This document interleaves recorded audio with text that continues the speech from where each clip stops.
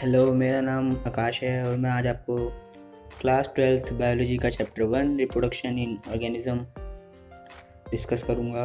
ठीक है, तो चलिए स्टार्ट करते हैं। तो पहले हम देखते हैं हमारे टॉपिक्स क्या क्या हैं जो हम कवर करेंगे इस पार्ट 1 में। लाइफ स्पैन की बात करेंगे, रिप्रोडक्शन और उसका सिग्निफिकेंस क्या है, टाइप्स ऑफ रिप्रोडक्शन और सेक्सुअल रिप्रोडक्टिव स्ट्रक्चर्स, ये हमारा आज का टॉपिक होंगे जो हम कवर करेंगे। लाइफ स्पैन क्या होता है? लाइफ स्पैन क्या है कि एक ऑर्गेनिज्म है तो जो उसका पीरियड है from birth to natural death, वो उसका लाइफ स्पैन रिप्रेजेंट करेगा। जैसे कोई भी ऑर्गेनिज्म है जो उसका जो पीरियड है from birth to natural death, यहाँ पे ध्यान दीजिए नेचुरल डेथ की बात हो रही है, तो वो जो पीरियड है वो उसका लाइफ स्पैन रिप्रेजेंट करेगा। अब यहाँ पे जो लाइफ स्पैन है वो ऑर्गेनिज्म का वो रिलेट नहीं करता उनके साइजिस से। ये नहीं कि बहुत बड़ा ऑर्गेनिज्म है तो उसका जो लाइफ स्पैन है वो ज़्यादा हो सकता है और छोटे का कम। फॉर एग्जांपल के लिए यहाँ दे रखा है यहाँ पे क्रोज एंड पैरेट्स, इनका साइज ज़्यादा डिफरेंस नहीं होता है, बल्कि पैरेट छोटा ही होता है। लेकिन यहाँ पे जो उनका वो है लाइफ स्पैन का जो डिफरेंस है वो बहुत ज़्यादा है। 15 ईयर्स क्रो का है और 140 पैरेट का है, तो आप देख सकते हैं कितना बड़ा डिफरेंस है। ऐसे ही मैंगो ट्री का अराउंड 150 ईयर्स होता है, लेकिन पीपल ट्री का वहीं पे 2500 ईयर्स होता है। तो आप देख सकते हैं इसमें भी कितना डिफरेंस है। साइज सेम है लेकिन जो लाइफ स्पैन है उसमें बहुत ज़्यादा डिफरेंस है, बहुत ज़्यादा रेंज आ रही है इनकी। और यहाँ पे हम बात करें कि कोई भी इंडिविजुअल इमोर्टल नहीं है। इमोर्टल यानी अमर नहीं है, ठीक है। तो यहाँ पे लेकिन बोला गया एक्सेप्ट, इसको छोड़कर सिंगल सेल ऑर्गेनिज्म को।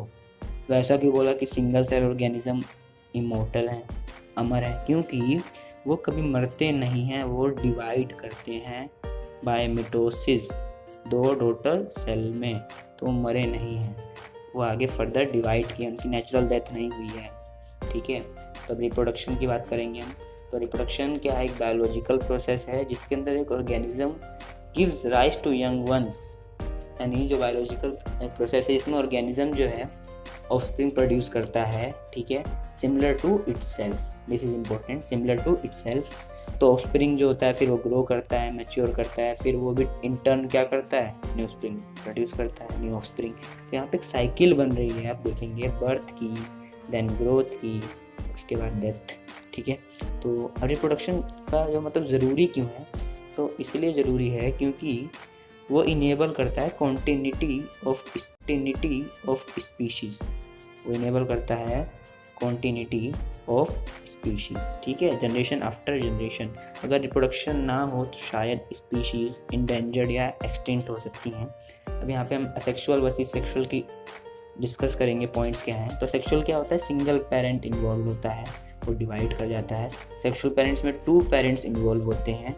यहाँ पे गैमेट फॉर्मेशन हो भी सकता है और नहीं भी हो सकता है, लेकिन यहाँ तो मस्ट है, गैमेट फॉर्मेशन होगा ही होगा। यहाँ पे फ्यूज़न नहीं हो रहा है गैमेट का, किस में नहीं हो रहा है? असेक्सुअल रिप्रोडक्शन में, तो वेरिएशन भी नहीं होगी। लेकिन यहाँ पे फ्यूज़न हो रहा है तो वेरिएशन होगी, ठीक है।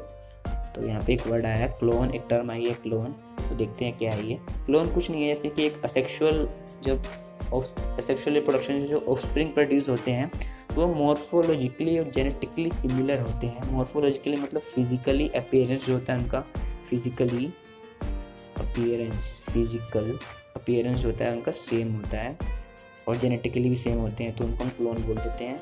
अब मोड ऑफ रिप्रोडक्शन यानी असेक्सुअल रिप्रोडक्शन किस किस के बीच में कॉमन है, इसके फीचर्स देखेंगे थोड़े और हम।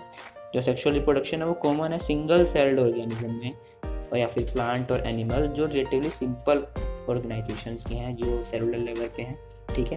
तो प्रोटिस्टास और मोनेरन्स में होता है। तो ऑर्गेनिज्म क्या करते हैं, जो पेरेंट सेल होता है वो डिवाइड कर जाता है इनटू 2, ठीक है। तो अब उसकी कंटिन्यूटी में हम डिस्कस कर रहे हैं कि ज़्यादातर ऑर्गेनिज्म रिप्रोड्यूस करते हैं बाइनरी फिजन से, सिंगल सेल्ड ऑर्गेनिज्म। एग्जांपल के लिए अमीबा और पैरामीशियम है। इसके अंदर क्या होता है, डिवीज़न अनइक्वल हो जाती है और स्मॉल बर्ड्स प्रोड्यूस हो जाते हैं जो अटैच रहते हैं पेरेंट सेल तक, फिर वो डिवाइड हो जाते हैं, फिर वो मैच्योर हो जाते हैं एक न्यू ऑर्गेनिज्म में। एग्जाम्पल के लिए यहाँ पे ईस्ट दिया गया है। अब यहाँ पे हम बात करेंगे कि अमीबा की जो बाइनरी फिजन है वो कैसे होती है। तो यहाँ पे आपने देखा एक अमीबा है, तो उसका न्यूक्लियस का इलोंगेशन होना शुरू हुआ, वो इलोंगेट हो रहा है, यहाँ पे दिख रहा है। फिर यहाँ पे वो इलोंगेट हो चुका है फाइनली। फिर ये जो बीच की जो बीच का ये पोर्शन था वो भी डिवाइड हो गया और ये 2 डॉटर सेल बन गए हैं। फिर ये वापस से 2 ऑर्गेनिज्म बन जाएंगे, फिर वापस से साइकिल चलती रहेगी, आप कह सकते हैं। उसके बाद फिर बडिंग इन ईस्ट, हमने पढ़ा कि जो ईस्ट में होता है वो डिवीजन अनइक्वल होता है। तो आप देखिए यहाँ पे एक पेरेंट सेल है, ये उसका न्यूक्लियस है, ये उसका फूड वैक्यूल है, ठीक है। तो यहाँ पे क्या हुआ, जो न्यूक्लियस है वो धीरे धीरे डिवाइड कर चुका है, यहाँ पे डिवाइड कर चुका है और यहाँ बर्ड बन गई है। तो फिर ये बर्ड जो है एक नया ऑर्गेनिज्म बन जाएगा, साइकिल चलती रहेगी।